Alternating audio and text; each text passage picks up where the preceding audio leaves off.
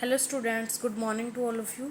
So we will continue first lesson of our civics book संविधान एवं कानून की आवश्यकता। तो इसमें हमने डिफ़िकल्ट वर्ड पढ़ चुके थे। हम भारत का संविधान, संविधान क्या है, संविधान की परिभाषाएं, संविधान का महत्व, तो यहाँ तक हमने कंटिन्यू पढ़ लिया था। आगे हम पढ़ेंगे संविधान के उद्देश्य। Purpose of constitution. संविधान के प्रमुख उद्देश्य होते हैं। दो प्रमुख उद्देश्य जो संविधान के हैं वो इस प्रकार से, यानी कि यह दस्तावेज उन आदर्शों को सूत्रबद्ध करता है जिसके आधार पर नागरिक को अपने देश को अपनी इच्छा और सपनों के अनुसार रच सकते हैं। यानी कि ये जो दस्तावेज है, लिखित एक दस्तावेज है संविधान हमारा, ये उन आदर्शों को लेके हमारे सामने आता है जिसके अनुसार नागरिक अपनी इच्छा और सपनों के अनुसार अपने जो संसार है, अपना देश है, उसको अपनी इच्छाओं के अनुसार रच सकता है। यानी संविधान ही बताता है कि हमारे समाज का मूलभूत रूप कैसा होना चाहिए, इसके बारे में ये हमें बताता है।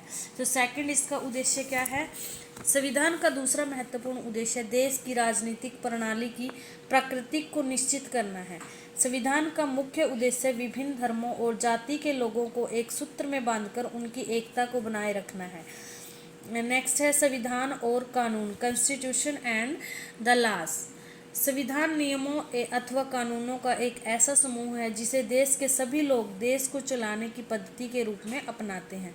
इसके अतिरिक्त वे न केवल यह तय करते हैं कि सरकार किस प्रकार की होगी, बल्कि उन आदर्शों पर भी अपनी समझ विकसित करते हैं जिनकी हमेशा पूरे देश में रक्षा की जानी चाहिए। प्रजातांत्रिक समाज में संविधान द्वारा वे नियम बनाए जाते हैं जो राजनेताओं की शक्तियों के दुरुपयोग से हमारी रक्षा करते हैं। यानी कि राजनेता जो है संविधान के नियमों के अनुसार अपनी शक्तियों का मिसयूज नहीं कर सकते, उनको संविधान और कानूनों के अकॉर्डिंग ही शासन करना पड़ता है। भारतीय संविधान यह विश्वास दिलाता है कि कानून की नज़रों में सभी लोग समान हैं और कोई नागरिक धर्म, जाति, लिंग और जन्म स्थान के आधार पर उनमें विभेद नहीं कर सकता।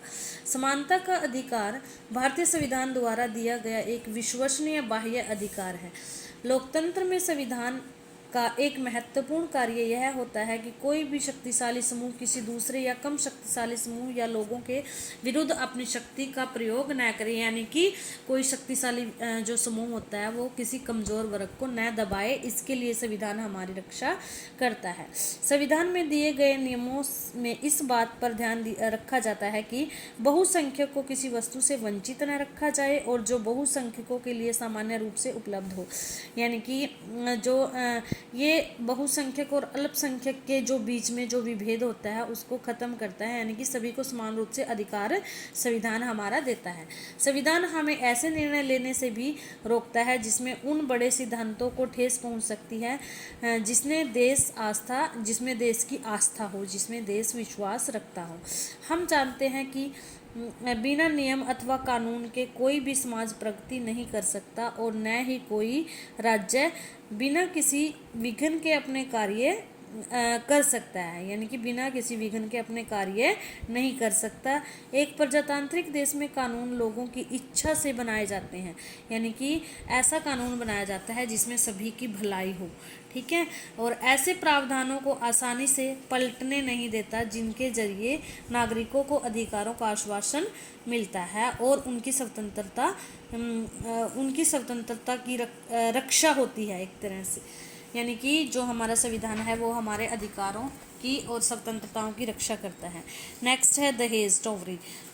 दहेज एक ऐसा धन अथवा उपहार है जो वर पक्ष के परिवार की मांग पर विवाह के समय दुल्हन के परिवार की ओर से दिया जाता है और दहेज की मांग विवाह के पश्चात लंबे समय तक की जाती है। दहेज की मांग पूरी न होने पर दुल्हन को मानसिक अथवा दिमागी स्तर पर प्रताड़ित किया जाता है, यानी कि उस पर अत्याचार किए जाते हैं और कभी कभी दुल्हन की मृत्यु का यह कारण बन जाता है। यद्यपि भारत में 40 वर्षों से दहेज लेना और देना कानूनी अपराध माना जाता है।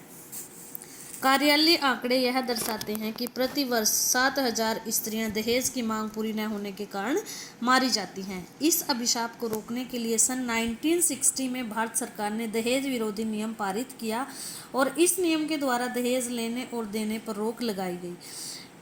इस नियम के अनुसार यदि कोई दहेज लेता और देता हुआ पकड़ा जाता है तो कानून के दंड का अधिकारी होता है, यानी कि कानून की उसको जो है सजा सुनाई जाती है एक तरह से। नेक्स्ट है हमारा कन्या भ्रूण हत्या, फीमेल इन्फेंटिसाइड। कन्या भ्रूण हत्या भी एक सामान्य प्रक्रिया थी, यद्यपि यह भारत के कुछ भागों में थी। देश के कुछ भागों में कन्या के जन्म को शुभ नहीं माना जाता। इसका प्रभाव भारत के लिंग अनुपात पर पड़ा है। इसके अनुसार सन 2001 में 0 से 6 वर्ष की आयु वर्ग के प्रति 1000 लड़कों पर 927 लड़कियां थी, यानी कि यदि लड़कों की जो क्वांटिटी है, यानी कि यदि लड़कों की संख्या 1000 है तो लड़कियां हैं हमारी 927, जो सन 1991 में प्रति 1000 लड़कों पर 945 लड़कियां थी। कन्या भ्रूण हत्या को रोकने के लिए सरकार ने भ्रूण के लिंग निर्धारण की जांच पर प्रतिबंध लगाया और यह नियम 1 जनवरी 1996 को प्रकाश में आया, यानी कि यह कानून बना था 1 जनवरी 1966 को। नेक्स्ट है कानून के नियम। कानून समाज में सुधार लाने के लिए बनाए जाते हैं, यद्यपि कानून अकेले किसी सामाजिक बुराई का अंत नहीं कर सकते। लोगों के दिमाग में परिवर्तन लाने के लिए सामाजिक जागरूकता की भी आवश्यकता होती है और एक कानून को लोगों के मौलिक अधिकारों के विरुद्ध उच्चतम न्यायालय द्वारा लागू किया जाता है। इस प्रकार नियम और कानून सदैव क्रियान्वित रहते हैं और यह सिद्धांत केवल सरकार की शक्ति को ही नहीं दर्शाते बल्कि यह भी बताते हैं कि कानून की नज़रों में सभी लोग समान हैं, चाहे वो कोई अमीर है या गरीब है, कानून की नज़रों में सभी व्यक्ति बराबर होते हैं। भारतीय संविधान की प्रमुख विशेषताएं। औपनिवेशिक राज्य के लंबे अत्याचारी शासन ने भारतीयों के सामने इतना अवश्य स्पष्ट कर दिया था कि स्वतंत्र भारत को एक प्रजातांत्रिक देश होना चाहिए। इसके बाद यह तय किया जाना था कि भारत में प्रजातांत्रिक सरकार का गठन कैसे किया जाए और उनके कामकाज के नियम क्या हों। इसमें लगभग 300 लोगों ने योगदान दिया जो कि 1946 में संगठित की गई संविधान सभा के सदस्य थे और उन्होंने जो निर्णायक दस्तावेज तैयार किए उसमें सामाजिक आर्थिक सुधारों के द्वारा गरीबी उन्मूलन और जनप्रतिनिधियों के चयन में जनता की महत्वपूर्ण भूमिका पर काफ़ी जोर दिया है। भारतीय संविधान की प्रमुख विशेषताएं निम्नलिखित हैं, यानी कि भारत का जो संविधान है वो 300 व्यक्तियों ने मिलजुल के बनाया है, किसी एक व्यक्ति की यह देन नहीं है। तो इसकी प्रमुख विशेषताएं हैं संघवाद, फेडरलिज्म। इसका अर्थ देश में सरकार के एक से अधिक स्तर को प्रदर्शित करना है। भारत में सरकार के 2 स्तर, राज्य स्तर और केंद्र स्तर होते हैं और संघवाद के अंतर्गत राज्य में केवल केंद्र सरकार के प्रतिनिधि ही नहीं होते, उन्हें भी संविधान से ही अपनी शक्ति और अधिकार मिलते हैं, यानी कि भारत के सभी लोग उन स्तरों की सरकारों द्वारा बनाए गए कानूनों के अंतर्गत आते हैं, यानी कि भारत में सरकार के 2 स्तर हैं, एक केंद्र स्तर और एक राज्य स्तर। नेक्स्ट है समाजवाद, सोशलिज्म। समाजवाद का अर्थ आय और जीवन के स्तर में असमानता को हटाना है। समाजवाद का प्रमुख ध्येय सभी लोगों को समान अवसर उपलब्ध कराना है। तो आज के लिए इतना ही।